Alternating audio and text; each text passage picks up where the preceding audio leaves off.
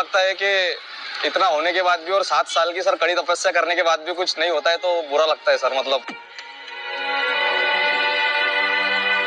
ऐसी ही कहानी प्रदेश के कई युवाओं की है जिन्होंने सरकारी एग्जाम की तैयारी की, सिलेक्शन हुआ, लेकिन परीक्षा में गड़बड़ी के चलते ज्वाइनिंग टल गई। आज भी मैं खेती किसानी का काम करते हुए ये पढ़ाई किया और सिलेक्शन लिया। सिलेक्शन लेने के बाद में भी मुझे अभी डिमार्ट में काम करना पड़ रहा है क्योंकि मेरे पास फाइनेंशियल सपोर्ट नहीं है। पैसों की तंगी की वजह से अब कई कैंडिडेट्स कोई न कोई काम कर गुजारा कर रहे हैं। दैनिक भास्कर की टीम इन्हीं कैंडिडेट्स के सवाल लेकर पन्ना विधानसभा सीट से बीजेपी के प्रत्याशी और प्रदेश के लेबर मिनिस्टर ब्रजेंद्र प्रताप सिंह से मिली। पहला सवाल था भोपाल के रहने वाले शशांक परदेसी का, जो पटवारी परीक्षा में पास हुए लेकिन ज्वाइनिंग नहीं हुई।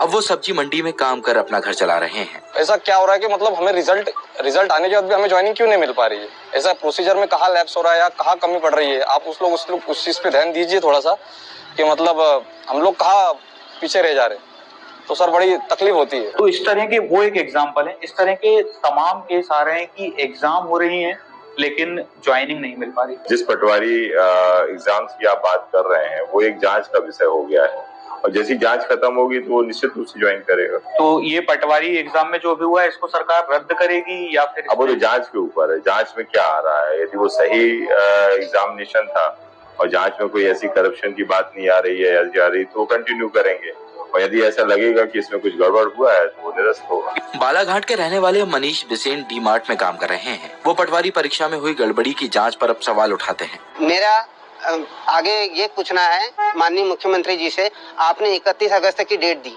31 अगस्त के बाद में भी आज 2 महीने 15 दिन हो चुके हैं, 15 दिन होने वाले हैं। तो 31 अगस्त के बाद इतने दिन होने के बाद में भी आप कुछ कर क्यों नहीं पा रहे? जांच इसकी 31 अगस्त तक पूरी होना थी जो हो नहीं पाई उस समय सीमा में। अभी तो आपको मालूम है कि अब इलेक्शन बोर्ड पे सभी सरकार है, गवर्नमेंट पूरी है, सभी लोग इलेक्शन पे उसमें लगे हैं। तो वो जो जांच रिपोर्ट आएगी उसी आधार पे आगे के निर्णय होंगे। छात्रों का सबसे बड़ा सवाल था एग्जाम में ट्रांसपेरेंसी को लेकर। मध्य प्रदेश में कई केस ऐसे आए हैं कि कभी रिमोट एक्सेस पे किसी सिस्टम को ले लिया या कभी कोई एजेंट उसके जरिए उसने वहां पे सेटिंग कर ली और स्टूडेंट को पास करवाया। और इस तरह की मेरिट लिस्ट भी इसी तरह से बनती हुई आई है कई एग्जाम में। 3-4 ऐसी एग्जाम है जिन पे जांच कंटिन्यू हो रही है। तो हम ट्रांसपेरेंसी कैसे बिल्ड कर पाएंगे जो नेशनल लेवल की एग्जाम? देखिए, मैं एक बात बता दूंगा आपको साफ तौर पे कि जब एग्जाम होते थे तो इंटरव्यू के भी नंबर होते थे और उस समय पे शायद कांग्रेस गवर्नमेंट पे जनपद लेवल पे शिक्षकों की भर्ती हुई थी तो इतना बड़ा करप्शन हुआ था कि लोगों के खाते खुल गए थे। अब तो वो सिस्टम है ही नहीं, अब तो टोटल मेरिट पे हो गया है, ऑनलाइन हो गया है। और कहीं पे भी इस तरह की कोई गड़बड़ी है तो उस पर एक्शन भी होता है और एक्शन ऐसा नहीं होता है उनको जेल डालने की भी बात होती है कि किसी ने गड़बड़ की है। यदि ये सब चीजें हो रही हैं तो कहीं ना कहीं ये तो है कि अब करप्शन हमारा हटा है, कोई या सोर्स सिफारिश से कोई सिलेक्शन किसी का नहीं हो रहा है। अब टोटल उसके टैलेंट के ऊपर है। मेरिट पे जो चीजें आएंगी, आज हमारी भी दम नहीं है कि हम एक सहायिका की आंगनबाड़ी में जो मेरिट के नीचे उसके हम सिलेक्शन करा दें। भोपाल के रहने वाले प्रवीण 11 साल से भर्ती परीक्षा की तैयारी कर रहे हैं। परीक्षा में पास हुए लेकिन ज्वाइनिंग नहीं मिली। अब वो मार्केटिंग की जॉब कर रहे हैं। मेरा चयन भोपाल दुग्ध संघ में ग्रामीण पर्यवेक्षक के पद पर हुआ है, लेकिन मुझे